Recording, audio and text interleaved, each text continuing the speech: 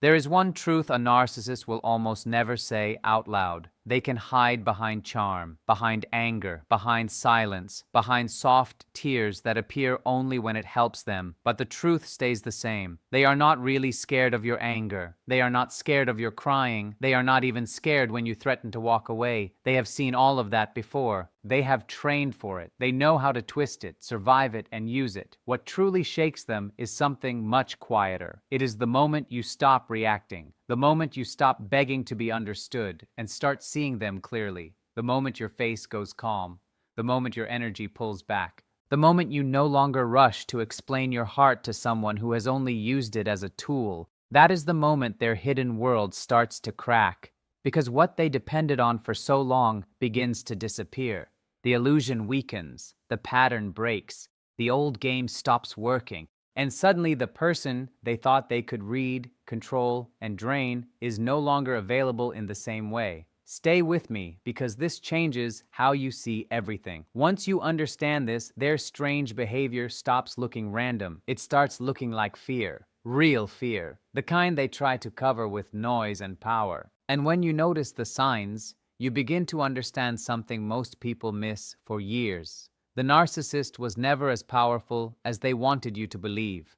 A lot of that power came from your attention, your pain, your doubt, your hope. They borrowed it. They wore it like a costume. And the second you stop feeding that costume, it begins to fall apart right in front of you. Most people think narcissists run on love, hate, or emotion. They do not. They run on control. Control is the thing that keeps them steady.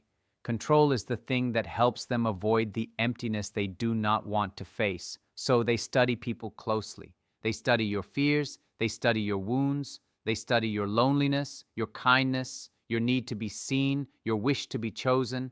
Then they place themselves in the exact spot where they seem like the answer. That is why the beginning can feel magical. It feels like finally being understood, finally being met, finally being loved in the exact language your heart had been waiting for. But it was not deep love. It was observation. It was preparation. They were learning the roads inside you. They were learning where to enter, where to press, where to pull, where to disappear, and where to return. They were drawing a map of your inner world so they could use it later. And the moment you start healing, that map begins to fail. The roads change, the doors move, the old pressure points stop giving the same results. That is when their behavior shifts. Watch that part carefully. When a narcissist feels their hold on you getting weaker, they do not turn inward and reflect. They do not grow soft with honesty. They panic. But the panic comes dressed as confidence. Sometimes they turn cold overnight. Sometimes they become suddenly sweet. Sometimes they pull away with no explanation. Sometimes they flood you with affection you never asked for. Sometimes they pick fights over tiny things. Sometimes they bring back old pain just to see if it still works. They rewrite history right in front of you. They expect you to wobble. They expect you to question yourself. They expect the old version of you to return. And when it does not happen, something inside them starts to shake. Here is the part people rarely say clearly. The narcissist is not a strong person who acts weak. Very often, they are a deeply frightened person acting larger than life. Under the pride, under the cruelty, under the cold tone, the mocking smile, the sharp silence, and the need to dominate, there is fear, a lot of it. There is a person who never learned how to feel truly safe inside themselves. That is why they need to control the room. That is why they need to be admired, obeyed, and protected from criticism. That is why your calm becomes so dangerous to them. Because when someone who once reacted with fear now responds with steadiness, the narcissist feels exposed, and exposure feels unbearable to them. It feels like falling. It feels like losing air. It feels like being seen without the mask. So the first sign often shows up as sudden rage. Not normal anger, not a fair response to a real issue. Rage that seems too big for the moment. Rage over your tone, over a boundary, over a delayed text, over your face not looking as impressed as it used to, over you not laughing at a joke that was never funny. That explosion is not really about the small thing in front of them. It is about the bigger thing they are losing behind it. They are losing access. They are losing the old supply. They are losing the easy emotional reaction they used to pull from you. And when charm stops working, they try force. When force does not work, they may try destruction. If you have ever watched someone become furious simply because you stayed calm, you already know what this looks like. Do not miss that. Their rage is not proof of power. It is proof that something inside their strategy is failing. The second sign is often the sudden freeze, the silent treatment, the cold shoulder, the distant stare, the disappearing act. To someone who does not understand the pattern, it can look like indifference. It can look like they no longer care. But very often it is not calm at all. It is punishment. It is a test. They want to know if your old wound still works. The wound of not feeling chosen. The wound of feeling invisible. The wound that says if someone pulls away, you must run after them and fix it before they leave forever. They are counting on that ache. They are waiting for it to wake up and drag you back toward them. That is why silence can become one of their favorite tools. It creates fog. It creates confusion. It creates the urge to chase. And if you used to break first, they remember that. They expect it again. But when you do not chase, something important happens. When you stay grounded, when you let the silence remain theirs. When you do not send the extra text, do not apologize for things you did not do not beg for warmth from someone using coldness like a weapon, the whole test begins to fail. And that failure lands hard on them, because you have just shown them something they hate to learn. Their absence does not destroy you. Their withdrawal does not own your nervous system the way it once did. Their distance no longer turns into your desperation. And that truth wounds their ego in a very deep place. Stay with this, because it matters. A narcissist can handle conflict better than they can handle your peace. They can handle tears better than they can handle your silence. They can handle chaos better than they can handle your freedom. That is why your calm refusal to chase can feel louder to them than any fight you could ever start. Then comes the third sign, and this one can feel almost unreal when you are in it. The blame starts moving in your direction with incredible speed. Suddenly, every problem becomes your fault. Every cruel word they said was somehow pulled out of them by you. Every lie happened because you were too suspicious. Every betrayal happened because you were not loving enough, soft enough, grateful enough, trusting enough, available enough. They twist the story until you barely recognize it. And that is the point. This is not just an argument, it is a mental strategy. They are trying to reinstall guilt, shame, self-doubt. They want the old confusion back in your body. They want your confidence to crack. They want you explaining yourself for hours while they sit above the scene like a judge of a story they themselves wrote. Because a person who trusts their own mind is hard to control. A person who remembers clearly is hard to bend. A person who no longer accepts false blame becomes almost unreachable to manipulation. So, they work hard to pull you back into that fog. If you have ever walked away from a conversation feeling like reality was somehow altered, that is why. They were not trying to solve the issue. They were trying to break your certainty. They were trying to make your inner voice sound weaker than theirs. But once healing begins, that old trick starts to lose force. You start noticing the pattern sooner. You stop defending every detail. You stop treating every false claim like a courtroom emergency. And when you stop carrying blame that was never yours, a door opens inside you. It is not loud. It is not dramatic. But it is life-changing. It is the beginning of freedom. And freedom, to a person who once controlled you, feels like a threat they cannot easily forgive. Keep listening, because the next sign often moves beyond private damage and into the public stage. That public stage is the smear campaign. When the inner tools stop working, many narcissists move outward. They start talking to friends, to family, to co-workers, sometimes even to people who barely know you, sometimes to your own children. They build a new story where you are unstable, cold, selfish, dramatic, ungrateful, cruel, or impossible to please. They flip the truth so smoothly that it can leave you shocked. People who knew you for years may begin to look confused. Some may even pull away, and that pain is real.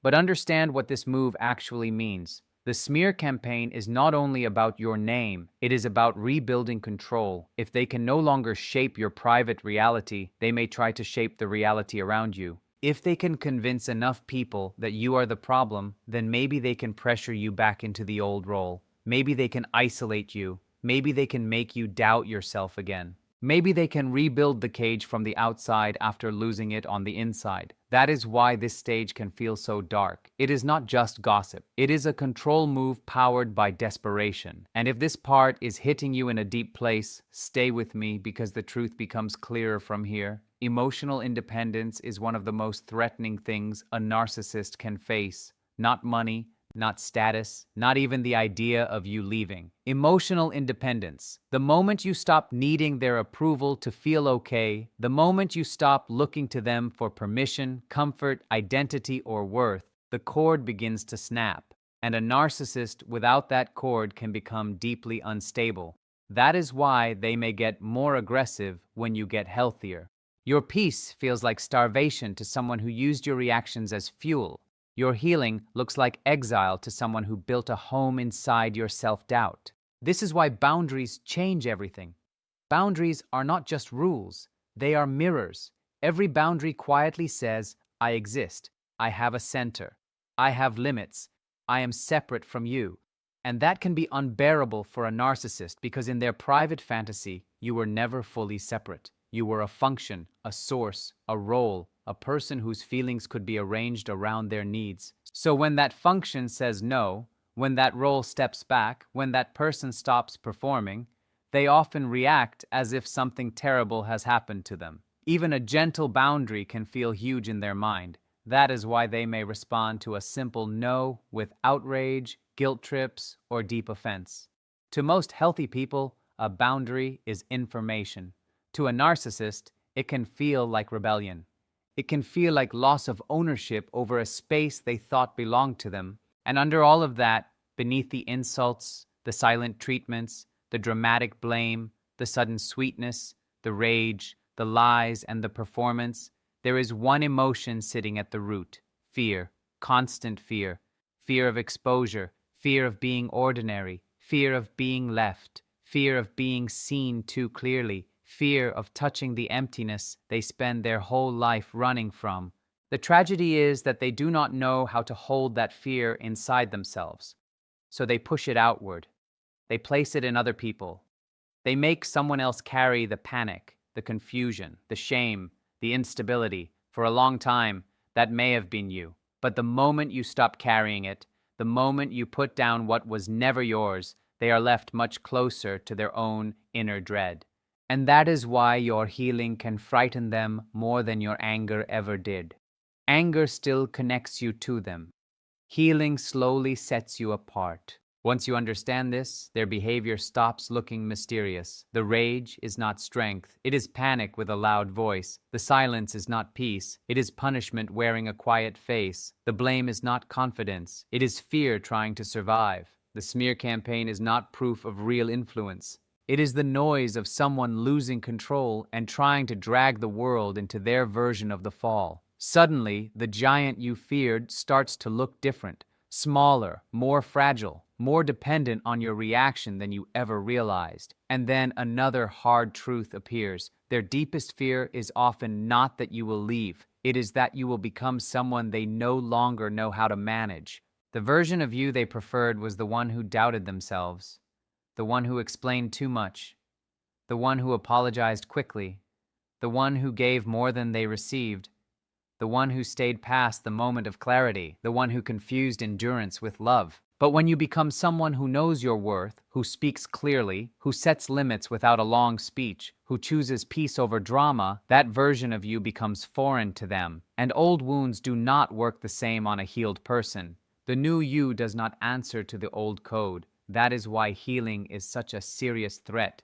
Revenge can be turned into a story about your cruelty. Exposure can be painted as bitterness. Leaving can be rewritten as selfishness. But healing is harder to attack. Healing is quiet. Healing is steady. Healing does not beg. It does not chase. It does not need to win every argument. It simply keeps living. And that quiet life can haunt a narcissist more than any fight ever could. Because they are watching someone they once tried to shrink become peaceful in ways they themselves cannot force, fake, or steal. There is also something powerful about self-respect that people do not talk about enough. Not the loud kind, not performance, not pride for show. Quiet self-respect. The kind that lives inside your spine. The kind that does not need applause. The kind that simply refuses to bend in places where your soul would break. When you have that, manipulation starts losing its grip. Guilt trips slide off faster. Gaslighting lands with less force because you trust your own memory more than their rewritten script. Flattery stops controlling you because your worth is no longer borrowed from someone else's mouth. Threats lose some of their power because you have finally understood a painful truth. Losing what harms you is not the same as losing something good. This is the shift. This is the turn. And if you are feeling this deep in your chest, keep going, because this next part matters. You were not weak because someone manipulated you. You were open. You were trusting. You were loving. You believed care would be met with care. You believed honesty would be met with honesty.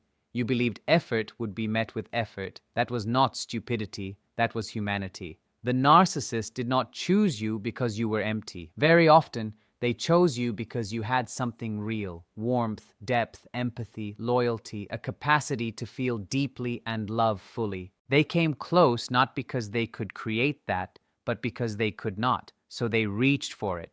They tried to feed on it. They tried to turn your light into their supply. And the day you truly understand that, the story changes. You stop seeing yourself only as the one who got fooled. You start seeing yourself as the one who carried the life, the feeling, the meaning, the heart. You were not the lesser one in that bond. You were the source they kept trying to borrow from. That understanding changes how you interpret everything that comes after. When they rage over something tiny, you no longer just see chaos. You see confession. When they go cold, you no longer only feel abandoned. You see strategy.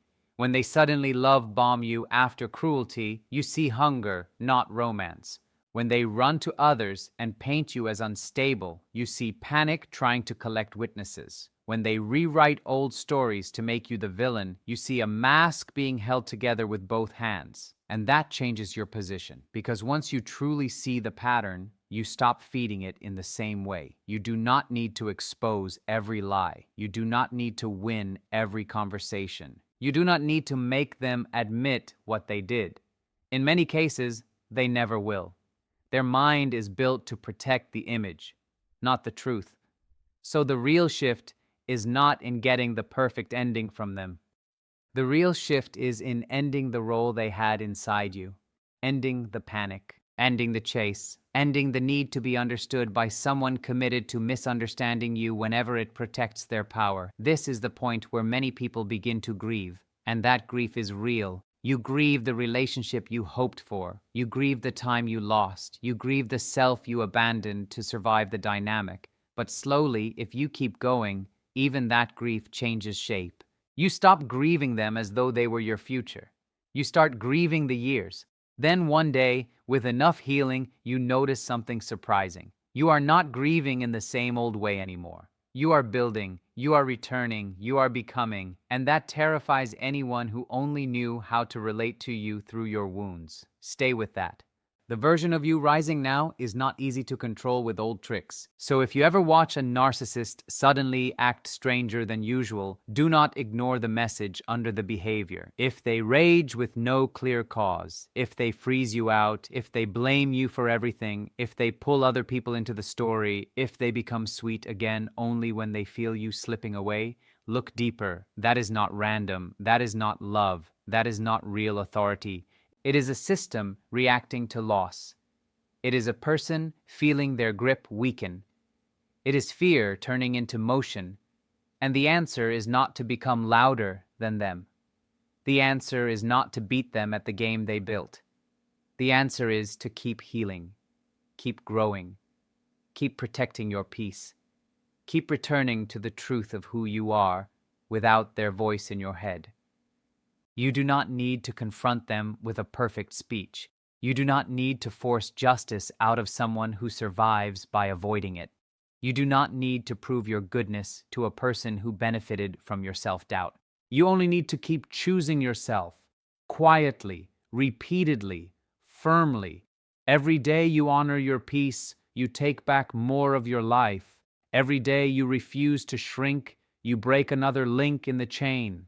Every day you stop performing for someone who feeds on your pain, you move closer to something they cannot reach. Freedom, real freedom, the kind that lives in your body, the kind that lets you breathe without waiting for someone else's mood to decide if the room is safe, the kind that returns your mind to you. If even part of this landed, hold on to it. Let it stay. Let it work on you. Keep moving toward the version of you that no longer trembles at their shadow. That version is already being born. And once you taste that freedom, once you know what it feels like to belong to yourself again, you will never want to hand your power away so easily ever again.